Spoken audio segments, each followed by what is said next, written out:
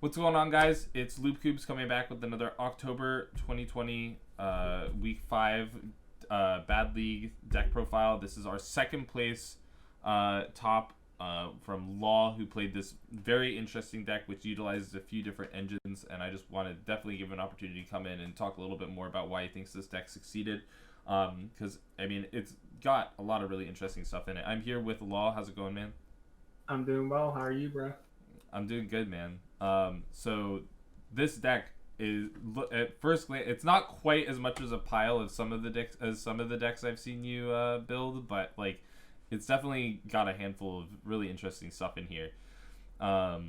So why don't we get us right into it? Why don't we start by just you giving me kind of a rundown of how you describe this deck? All right, so it works differently than Traptrix. We started with the basic Traptrix. That's how like the deck was named Traptrix originally, and then we put the Whiptails in there because Sarah wasn't enough just at one, and then eventually we like put these Dark Holes, Regekis, and then the Lunas in here and the Ghost Ogres. So it kind of changed the game plan from like Traptrix wants to like snowball with Sarah and like the trap cards, but this deck more wants to create a simplified game state and then just win off of the back of like a Whiptail or a Luna, which is super easy to do in this deck. And that's why it doesn't really feel like a Traptrix deck. It kind of feels, it feels way different when you actually like the play style is like definitely way different. Mm-hmm. Understandable. So yeah, I can love just this list. start off with your hand trap lineup was pretty simple: three ash, two ogre, and then we'll start with the girl herself, Luna, who was at the heart of last week's winning deck, and it came very close to being at the heart of another winning deck this week. But the finals didn't exactly swing in your favor in game 3. But Luna, man, this card just it generates advantage and is removal. Like, this card is just insane. Am I right? It does literally everything you want a card to do. Mm-hmm. There's no downside about this card. Yeah, there's no. It's a great way of describing it. It's like attack. It's because there's nobody playing like Thunder King or like 1900 normal summons, so they actually have to go into like that extra deck or use resources to do it. So when you back it up with trap cards, it's absurd. It is so good in this format. If your deck's not playing 3 Lunas and you're not doing a hardcore combo deck, I think you're just doing it wrong. If they don't out that first Luna since it searches itself and you have 2 Luna on board, things get out of control real quick. They can't win. The game's literally over. It's dumb. So going into your Traptrix lineup, you played 3 Dionea, 1 Mantis, and 3 Remelio. What was your thought process in these ratios? Mainly it was like 3 Mantis and then one of the TCG exclusive ones, and I cut those for the Lunas. I think I didn't really get. I was gonna play something way stupider this tournament, but then like last minute my head hurt, so I was like, I'll just play this deck because it's not as difficult as the other deck. So I just cut those for the Lunas. If I were to put more time in there, I'd probably do 2 Mantis and then 2 Dionea, because Mantis is just like a better first turn play. Yeah. And you don't really need 3 Dionea. And Marmella is like the best card. Also, you should never go into Sarah turn 1. That's like the biggest misplay with Traptrix I keep seeing people do. You never do that unless you open Brigadine. Because you want, that makes sense. Because once you lose Sarah, you lose. Because you gotta activate a trap to really generate some good advantage off of it. And then you played 2 Whiptail. This is just normal Whiptail go into Trident? Yeah, so like the original process was just being a second Sarah back before Lunas were in here, and like the deck was just kind of more Traptrix oriented. But we were playing 3 Lunas in every deck. Me and Waka made this. We were playing like 3 Lunas in every deck, and then we kind of slowly evolved into playing like 3 Lunas and 2 Whiptails and literally everything, like Unchained, Pendulums, like you name it, we're playing that. Because Whiptail is really cool, because the first one you go into the Trident, and then the second one you go into Vespanada, and when Vespanada dies, you get some Luna from your graveyard. And so like funny. It just works so well, especially when you're backing it up again with these trap cards. It's absurd. It makes it's very cool seeing Zoo being splashed into other things. And then you played 3 of the best cards in bad format: 2 Dark Hole, Regeki, and a Scapegoat. These cards are all absurd.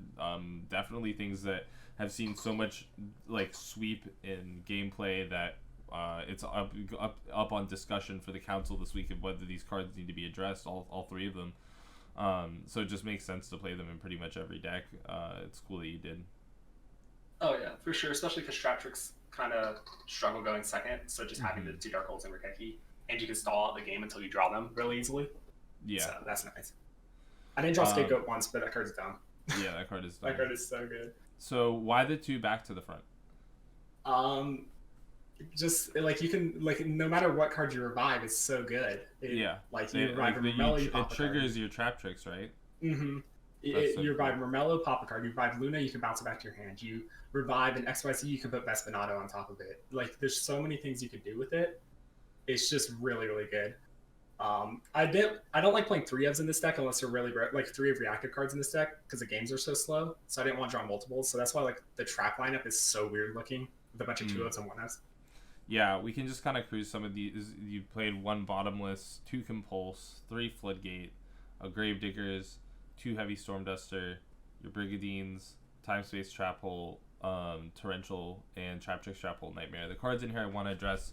The Brigadines are kind of a staple 3-of just because they allow you to get into rank 4 plays and they trigger Sarah turn 1, and Heavy Stormduster, it's a trap deck and it's effective spell removal.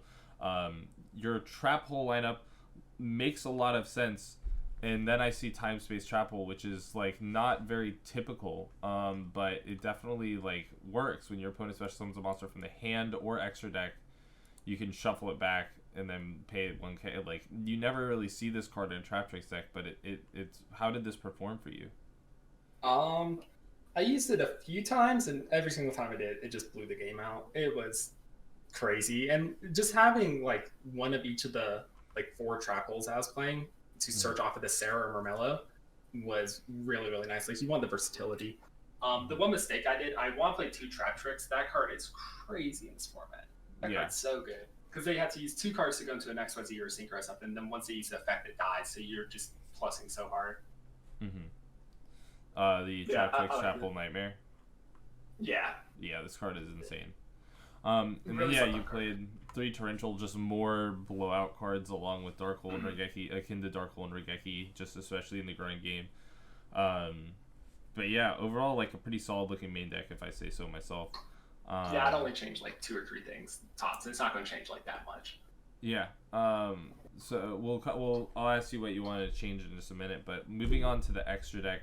I'm just seeing like a ton of staple cards here.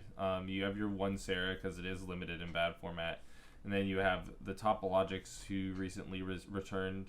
No IP. A lot of people are playing IP to go into these monsters, and you chose not to. Is it just? I'm interested to hear your opinion of IP. Oh, the reason I didn't play IP was because every single Link monster besides the Sarah is just for Scapegoat. That's the only time you ever go into them. Right. So Trispania is really cool because like 1 Scapegoat equals a Heavy Storm, which is absurd. Then the Topological, if you open up like Scapegoat plus Brigadine, you could just Dark Hole their board on their turn. And then everything else is just for that. IP is a really good card. I think you should play it in a deck that can actually make links more often than not. But these were all just for Scapegoat. Yeah. Pretty much everything here. Moving on to I think that pretty much sums up like why you just play the Link staples for Scapegoat. Moving on to the rank 4 lineup, I think you just got it's pretty much just the best ones, right? Like you have your 3 zoos for your Whiptail Tornado because it's tornadoes, like accessible time. The spell and trap removal is just really effective. Redoer, who is kind of we should change from Caius as our logo for bad format. We should just change it to Redoer. This card is just like everywhere. It's slightly better Luna, and that's really crazy because Luna's the best card. Yeah, and you don't have to draw it. Like what? Yeah, especially in here because just like making it in timepiece is one thing, right? Because like it's so easy to do. But when you're making it with like all this backup, this thing sits on the board for like 8 or 9 turns, and you just get so much advantage from it. For sure. You have your Vespinato for slapping on top of your spent Xyz monsters and turn them into something a little more productive. And the 1 Emerald. Did you make or resolve Emerald once during the tournament? I'm very curious. I did it twice, just because it's really good with Luna. Because like if you have 2 Lunas in the grave and 1 in hand, you can like shuffle back the 2 and normal summon like another Luna and add it half. Oh god, that's so funny. Yeah, so I did that twice, and it was really really good. And the only card that I'm missing in here is Excite All Night, which definitely should be in here. But everything else about this list was really. So is that all you would change about the extra deck? Is adding an extra? I would cut Cerberus for it, assuming Scapegoat doesn't get banned. If Scapegoat gets banned, you literally have 8 spots free or something, like 7 spots free. So then you can play whatever you want. While we're talking about stuff you change, is there anything you would change in the main deck? I'll test the Dionea at 2 with 2 Mantis, and then I would want probably to cut Gravediggers to the side deck and put 2 Traptrix in the main. Again, assuming the ban list stays the same for this. Yeah. Moving on to the side deck, these are some interesting ratios. You have your 3rd Ogre, your 3rd Dark Hole, 2 Forbidden Chalice, 3 Herald of the Abyss, Poisonous Winds, your 3rd Compulse, 2 Crackdown, and Unending Nightmare. So some of these just make sense, like the Herald of the Abyss for removal, your 3 ofs of these. I just kind of want to focus on the cards that stand out. Let's start with Poisonous Winds. So was this for the the DuelingBook Luna matchup, like the deck that we played this week? No, this deck, like, I gotta call out something every single week, right? This deck just destroys that deck. It's not even close. This was literally before the tournament started. This side deck is like not like good at all. Before the tournament started, we were messing with no HP, and I'm like, I'm going to side this card just for you. For Shino Birds? For Shino Birds. I was honestly scared. I faced like the 4 hardest matchups going into this. I was scared of Magispectors and Shino Birds because Denko normal summon into like a Shino Bird spin back. It's quite frightening. So I was like, all right, we'll just side the Poisonous Winds just because 1, it's a meme, and 2, it honestly was like good in theory. I liked it. I didn't draw it at all. That's unfortunate. You also brought in Crackdown. Is this just for decks that you can slap a Vespanado on? No, this was just like, there's some weird decks that like I did it round 1 versus Shiz playing Despots. There's some weird decks where you just like side out like 12 cards against. You're like siding out the Heavy Dust Storms, the Back to Fronts, and you just put in a bunch more removal. Mainly these combo decks because they're so frail. So you just side in more removal, and then it's pretty easy from there. And was Unending Nightmare for the Pendulum matchup? Yeah, because I knew Dark Mickey was playing it, so it's just a win button. And then everything else is pretty good. The Chalices were kind of just like the same thing with the Crackdown and the Compulses if I wanted it. Also, I was scared of like random decks playing like Genzo or something, so I put those in. Dark Hole, I never sided in. Ghost Ogre, never sided in. And then Herald, I would swap that with Santa Claus or Spear Mode, because Santa Claus with Luna is probably the most broken thing in this game. Yeah, that is insane. It's really dumb. So I just swap that, but everything else, like if you do play this deck, work on the side deck more because it was not. It was not as effective as you wanted. So, what were your hardest matchups so far in the tournament? So, I played Despots.